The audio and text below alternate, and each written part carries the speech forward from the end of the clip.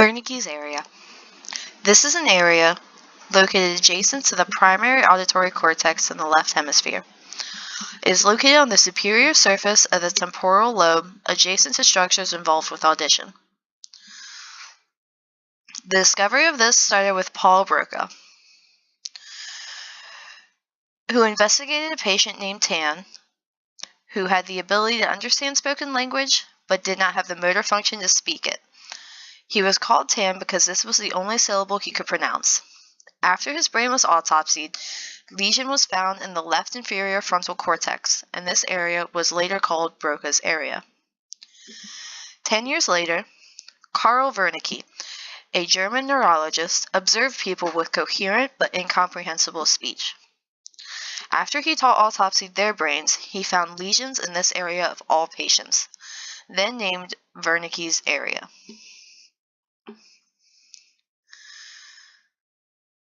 One of the main ways that this area functions is in its connections to other areas. First, we will look at Broca's area. It is connected using the arcuate fasciculus, which is Latin for curved bundle. This is part of the superior longitudinal fasciculus, an association fiber tract. This also connects the caudal temporal cortex and inferior parietal cortex to locations in the frontal lobe.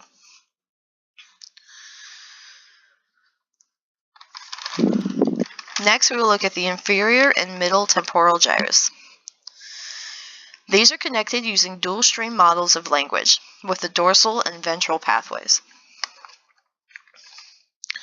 The dorsal pathway connects the superior temporal gyrus, which contains both primary auditory cortex and Wernicke's area, to Broca's area and the frontal operculum, which is part of the frontal lobe.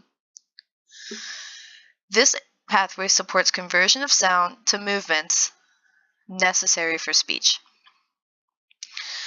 The ventral pathway connects superior temporal sulcus to inferior temporal gyrus and the middle temporal gyrus.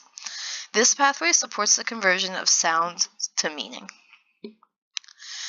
These two pathways work together in order to allow us to form complete sentences and thoughts.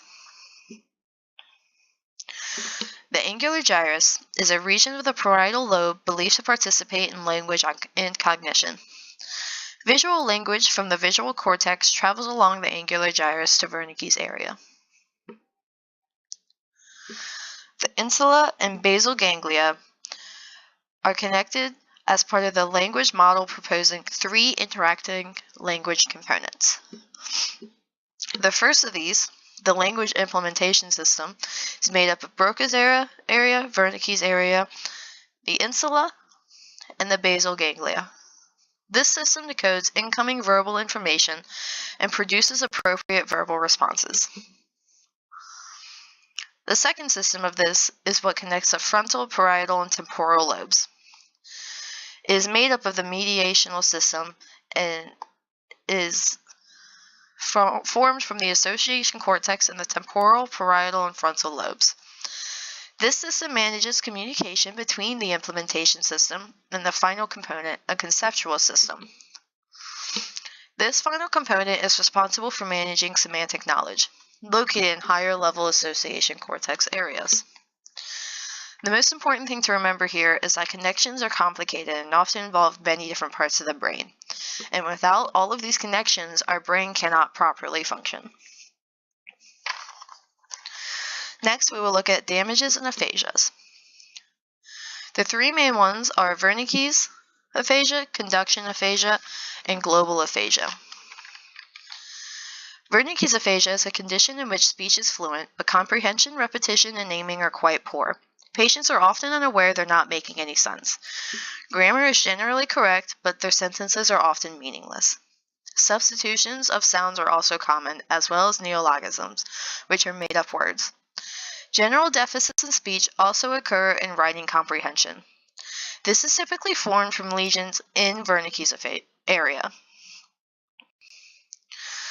Conduction aphasia, which is a condition characterized by fluent speech and good comprehension, but poor repetition and naming, is believed to result from damage to the arcuate fasciculus, the connection between Broca's area and Wernicke's area.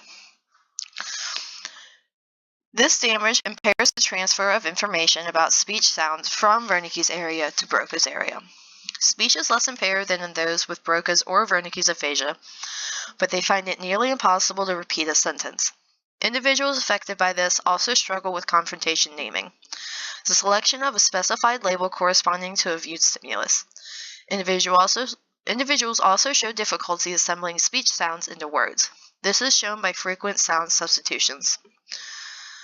Lastly, we have global aphasia, which is a condition in which all language functions are lost, including language production and comprehension. The ability to speak, comprehend, read, and write are impaired. Most patients are still able to curse, count, say the days of the week, and sing familiar songs, though, as comprehension is typically limited to a very small subset of words. Significant damage is done to the cortex. Both Broca's area, Wernicke's area, as well as much of the cortex and white matter between them are affected. Most cases are caused by damage to the middle cerebral artery, one of the three major paired arteries that supply blood to the cerebrum. The inferior division supplies the lateral temporal lobe, which is the location of Wernicke's area. These are the main aspects of Wernicke's area. From there, you can always learn more, which is always a pleasure, but I do hope you learned something in this presentation.